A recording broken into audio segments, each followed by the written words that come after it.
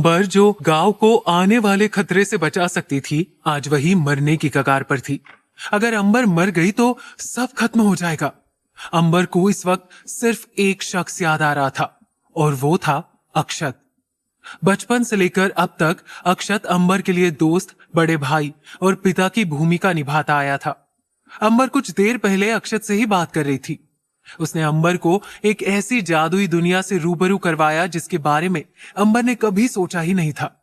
अक्षत की मौजूदगी में अंबर अपनी शक्तियों को काबू करने में माहिर होती चली गई।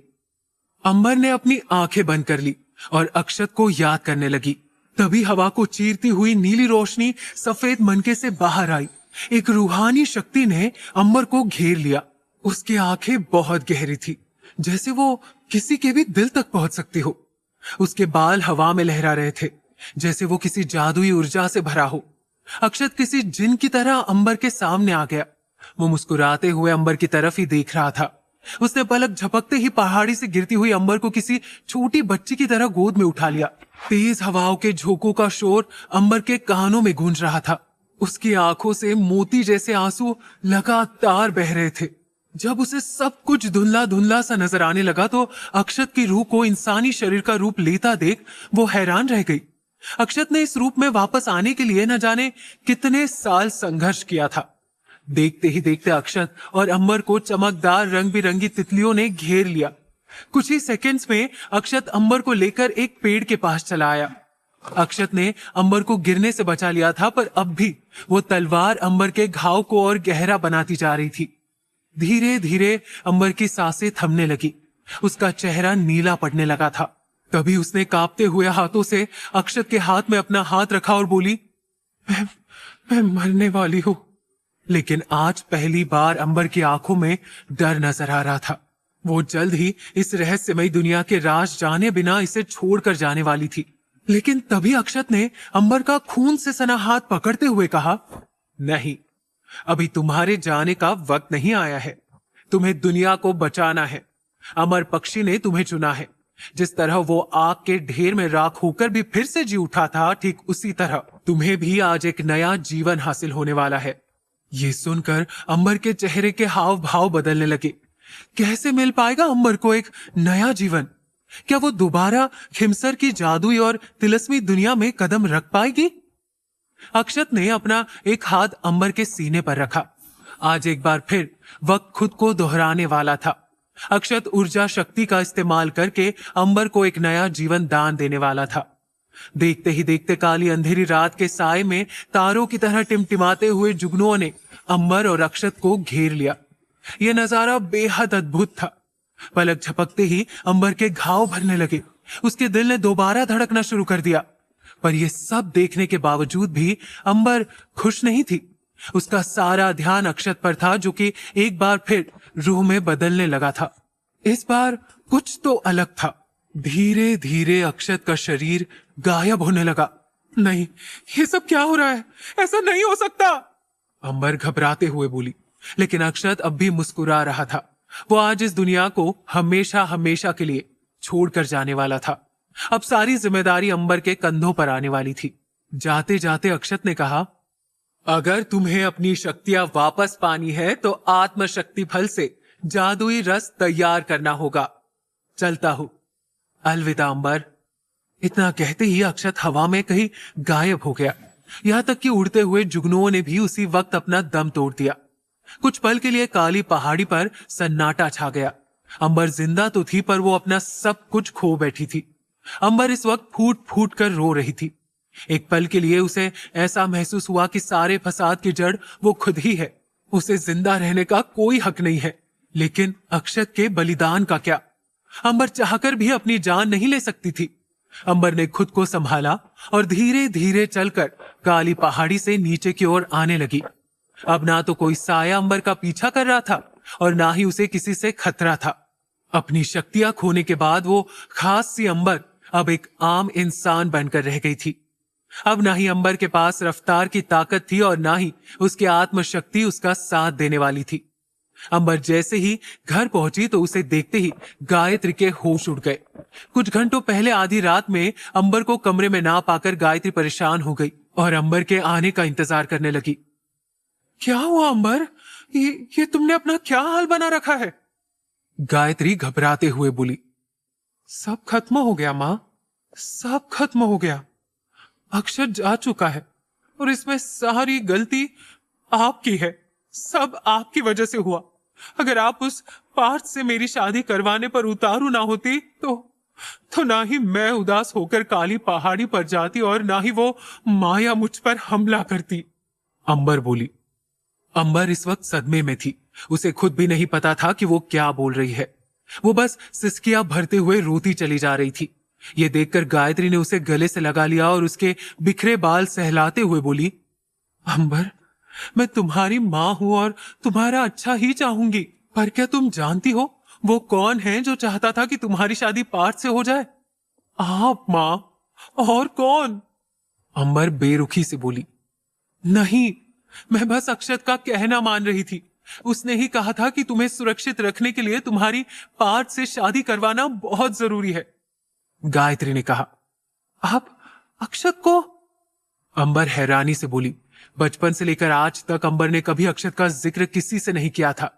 अंबर ने अपनी ही एक छोटी सी दुनिया बसा ली थी, पर वो आज तक इस बात से अनजान थी कि उसकी समझ और सोच से परे भी कई ऐसी बुरी काली शक्तियां हैं जो दुनिया का नाश करने आ रही है, और वो सबसे पहले अंबर को मारने की कोशिश करेगी। अंबर, अक्षत तुम्हारे पिता को बहुत अच्छे से जानता था। तुम जानना चाहती थी ना, गांव वाले अक्सर तुम्हारे पिता की रहस्यमयी मौत का जिक्र तो करते हैं, पर उनकी मौत कैसे हुई ये कोई नहीं जानता। गायत्री बोली। गायत्री की बात सुनते ही अंबर के रोंगटे खड़े हो गए। कुछ ही घंटों में अंबर के सामने कुछ ऐसे गहरे राजों की किताब खुल चुकी थी जो हमेशा से उसे सवाल बनकर परेशान करते आए थे। 13 साल पहले गांव की जमीन पर एक दानव ने पैर रखा। रक्तबीज दानव। वो सब कुछ तबाह कर रहा था। उसके आते ही चारों ओर अंधेरा छा गया। जमीन 2 हिस्सों में बंटने लगी। आसमान खून सा लाल पड़ गया। तब तुम्हारे पिता ने आगे बढ़कर सबसे पहले खतरनाक हथियार जयंत वेल, एक ऐसा भाला जिसमें भगवान शिव की तीसरी आंख की शक्ति बसती है, उससे रक्तबीज दानव पर लगातार हमला किया। अच्छाई और बुराई के बीच की ये जंग कई दिनों तक चली। कई लोग मारे गए और आखिर में जब उस दानव ने अक्षत पर हमला करना चाहा तो तुम्हारे पिता ने आगे आकर उसके वार को झेल लिया और अक्षत की जान बचा ली। उसके वार से तुम्हारे पिता की मौके पर ही मौत हो गई, पर मरते मरते भी उन्होंने उस दानव पर ऐसा हमला किया कि उसका अंत हो गया। ये बात गांव के कुछ गिने चुने लोग ही जानते हैं। हमें लगा कि खतरा टल चुका है, लेकिन जैसे ही दानव के खून की बूंदें जमीन पर पड़ी तो हर जगह एक नया साया जिंदा हो उठा। वो काले साए हमारे गांव को निगलने वाले थे। अकेला पड़ने पर भी अक्षत ने अपनी पूरी शक्ति हम लोगों को बचाने में लगा दी। और आगे की कहानी तो तुम जानती ही हो अंबर। गायत्री की बात सुनकर अंबर नम पड़ गई। गांव पर मंडराने वाला खतरा उसकी सोच से कई गुना बड़ा था। तुम जादुई मनके की हकदार हो और हम सबकी पालनहार भी। सिर्फ एक रघुवंशी परिवार ही है जो तुम्हें खतरों से बचा सकता है।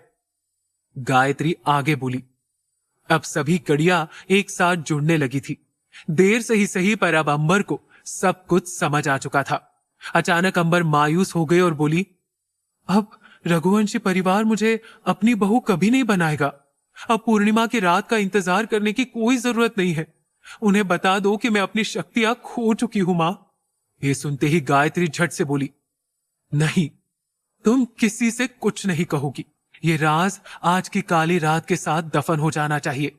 कल सुबह ऐसे पेश आना जैसे कुछ हुआ ही ना हो, और अब भी तुम अपनी असीम शक्तियों की मालकिन हो।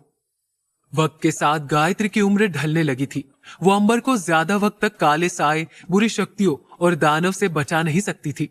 अंबर की भलाई पार्थ से शादी करने में ही थी। आने वाली पूर्णिमा की रात तुम्हारी शादी जरूर होगी। इससे आगे मैं और कुछ सुनना नहीं चाहती। गायत्री बोली और वहां से जाने लगी। तभी अंबर ने कहा, पर मां, ऐसा करना गलत है। उस माया ने तुम्हारी शक्तियां छीन ली। क्या ये गलत नहीं था? अक्षर जो कई सालों तक खुद को इंसानी शरीर में ढालने के बाद तुम्हें बचाने के लिए अपनी जान गंवा बैठा, क्या ये गलत नहीं था? तुम अपने पिता अक्षत और मेरी मेहनत को यूं ही जाया जाने दोगी? गायत्री ऊंची आवाज में बोली। ये सुनकर अंबर सोच में पड़ गई और बिना कुछ कहे चुपचाप अपने कमरे में चली गई। देखते ही देखते सुबह हो गई। अब अंबर चुपचाप सी रहने लगी थी। वो ज्यादातर वक्त अपने कमरे में बिताने लगी।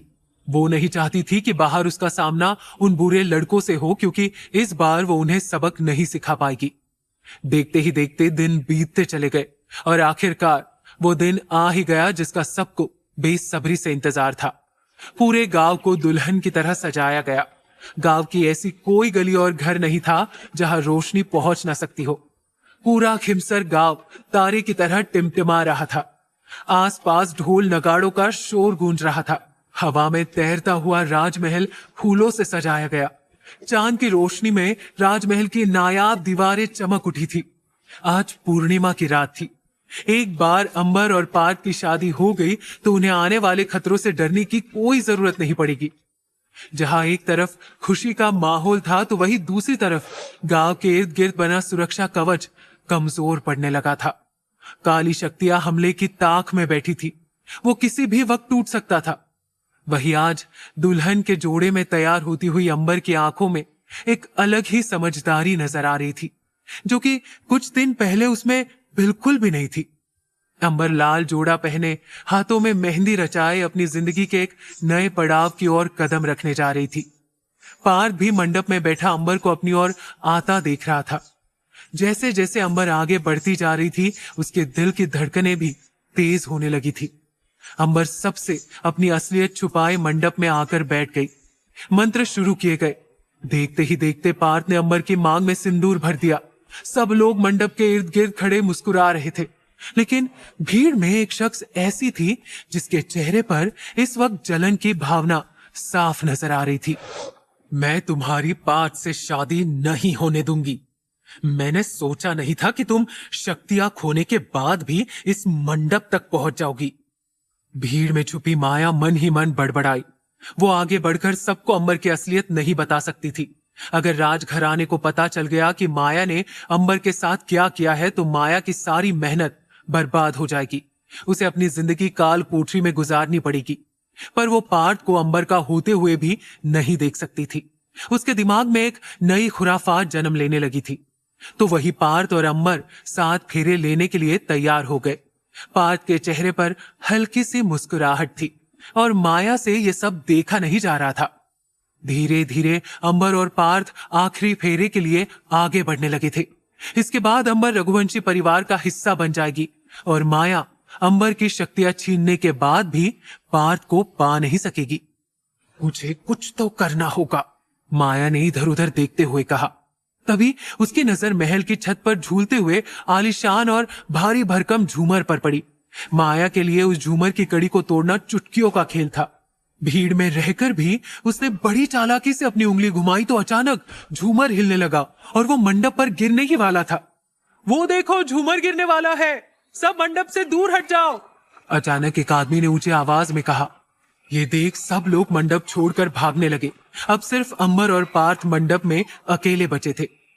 अंबर को इन छोटे मोटे खतरों से डरने की जरूरत नहीं है, वो आसानी से इस झूमर को संभाल लेगी, भीड़ में मौजूद माया ऊंची आवाज में बोली।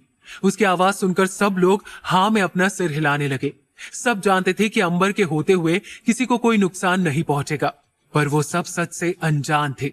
अंबर चुपचाप खड़ी उस झूमर को देख रही थी जो किसी भी वक्त उस पर गिर सकता था।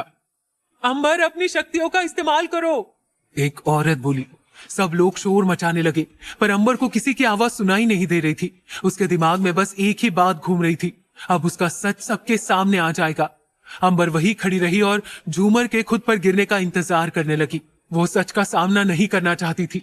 अचानक झूमर की कड़ी पूरी तरह टूट गई और वो पूरी रफ्तार से नीचे की ओर गिरने लगा। अंबर, गायत्री चिल्लाई। एक तरफ अंबर का सच सबके सामने आने वाला था तो वही दूसरी तरफ पूर्णिमा की रात भी गुजरने वाली थी। अगर पार्थ और अंबर की शादी नहीं हुई तो अनर्थ हो जाएगा। गांव के इर्द गिर्द बना सुरक्षा कवच भी अब टूटने की कगार पर था। आखिर कैसे करेगी अंबर इतनी सारी मुश्किलों का सामना? क्या होगा अंबर की सच्चाई सामने आने पर? अगर सुरक्षा कवच टूट गया तो क्या होगा? कैसे, क्या लिखा था अंबर की किस्मत में? स्टोरी कहानी अच्छी लगी हो तो लाइक और सब्सक्राइब करो।